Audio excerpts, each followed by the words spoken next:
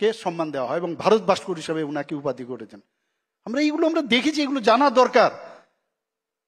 এবং আজকে যে আমাদের মধ্যে নিজেদের মধ্যে অনেক সময় আমরা বিভিন্ন সময়ে আমাদেরকে অনেক সময় বিভ্রান্ত করার চলার যে চেষ্টা করে, আজকের দিনে উনাকে স্মরণ করে উই শুড বি ইউনাইটেড, যেটা আমাদের মহারানী বলেছেন কৃতিজি, যে আমাদের সেইভাবে চলা উচিত। কারণ একজন আরেকজন ছাড়া কেউ এই পৃথিবীতে চলতে পারবে না। আমাদের প্রকৃতির থেকে আমাদের জানতে হবে, অক্সিজেন ছাড়া আমরা যেমন বাঁচতে পারবো না, এক পেড় মাকে নাম, মাননীয় প্রধানমন্ত্রীজি বলছেন যে পেড় লাগাও, পেড় লাগাও, অর্থাৎ অক্সিজেন প্রয়োজন। প্রায় 260 পাউন্ড অক্সিজেন প্রতি বছর একটা ম্যাচিউরড যে গাছ সেটা দেয়, আর 50 থেকে 60 যে কার্বন ডাই অক্সাইড প্রতি বছর উনি ওটা গাছগুলো চুষে খায় একটা। তো এইগুলো যতক্ষণ ধরে অ্যাওয়ারনেস না থাকবে, সেগুলো না বুঝতে পারবো, সাইন্টিফিক্যালি চিনতে হবে যে আমাদের গাছ, আমাদের প্রকৃতির থেকে যে একজন আরেকজন ছাড়া এই যে সিম্বায়োসিস পদ্ধতিতে আমাদের বাঁচতে হবে, সেটা আমাদের চিন্তা করতে হবে। এখানে জাতি জনজাতি, মুসলিম হিন্দু মুসলমান আলাদা আলাদা কেউ নাই। তুমি তোমার জায়গায় থাকো, আমি আমার জায়গায় থেকে, কেউ বিভেদ সৃষ্টি করতে পারবে না। দেশের কল্যাণে দেশ সবচেয়ে আগে, এবং আমাদের নিজেদের যে অস্তিত্বের কারণে আমরা সবাই একসাথে আমাদের থাকতে হবে। This is very important. হিউম্যানিটির উপর ভিত্তি করে আমাদের থাকতে হবে। ধর্ম যার যার, কিন্তু আমরা সব ধর্মের প্রতি আমাদের আস্থা আছে, আমরা সম্মান আছে, এবং সেটা আমাদের মহারাজা বীর বিক্রম কিশোর মাণিক্য বাহাদুর উনার যে স্থাপিত যে কীর্তিগুলো এখানে রেখেছেন। এখানে বলা হয়েছে, আমার পূর্ববর্তী বক্তা বলেছেন যে এখানে আজকে যদি আমরা রুদ্রসাগরের কথা বলি, আজকে এখানে আমাদের মাতা ত্রিপুরের সুন্দরী মন্দিরের কথা বলি, সব জায়গায় মন্দির, চারিদিকে মন্দিরের স্থান, পুকুর খনন থেকে আরম্ভ করে আজকে আমরা বিভিন্ন জায়গায় পুকুর খনন করছি। মাননীয় প্রধানমন্ত্রীজি বলছেন সেগুলো তো তৎকালীন সময়ে আমাদের মহারাজা দেখিয়ে দিয়েছেন যে পুকুরের কত ইম্পর্টেন্ট। তো এই যে বিষয়গুলো আছে, আমি মনে করি আমাদের প্রতি বছর সেগুলো আজকের শুধু এই দিনে না, সব সময় আমাদের এগুলো আলোচনা করা দরকার।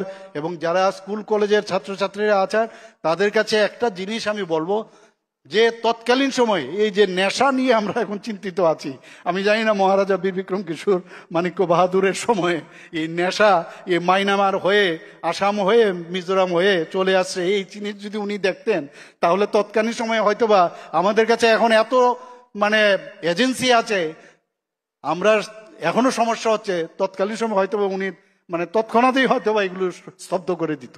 তো এইগুলোর থেকে আমাদের শেখা উচিত। সবাইকে বলবো, beware from the drug addiction.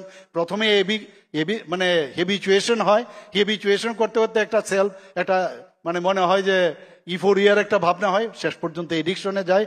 আর এর থেকে আরেকটা বড় বিষয়, যারা আজকে ইন্ট্রাভেনাস ইনজেকশন নেয়, তাদের জন্য আমি আবার একটা মেসেজ দিতে চাই যে তারা এর থেকে বিরত থাকুক, এবং তাদেরকে খুঁজে বার করা এবং তাদেরকে আইসোলেট করে তাদের প্রপার ট্রিটমেন্ট আজকে আমাদের নেওয়া উচিত। সরকার বিভিন্নভাবে চেষ্টা করছে তাদের ট্রিটমেন্টের জন্য, বিনা পয়সায় তাদেরকে আমরা অ্যান্টি রেট্রোভিয়াল থেরাপি আমরা দিচ্ছি।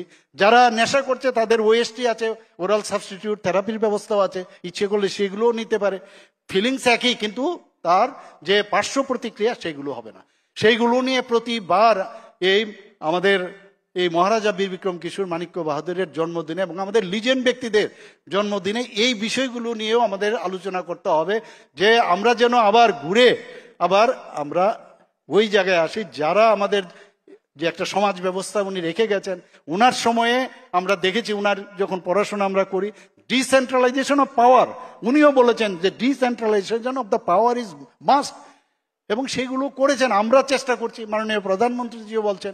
আজকে আমাদের যে মিউনিসিপ্যালিটি হোক, আমাদের নগর পঞ্চায়েতে হোক, এডিসি হোক, বিভিন্ন জায়গায় এই যে ডিসেন্ট্রালাইজেশন অফ পাওয়ার, হয়তো বা কোনো জায়গায় খামতি থাকতেই পারে। খামতি থাকলে আমরা নিজেদের মধ্যে আলোচনা করে সে প্রপারলি তার যে ব্যবহার সেটা করা উচিত।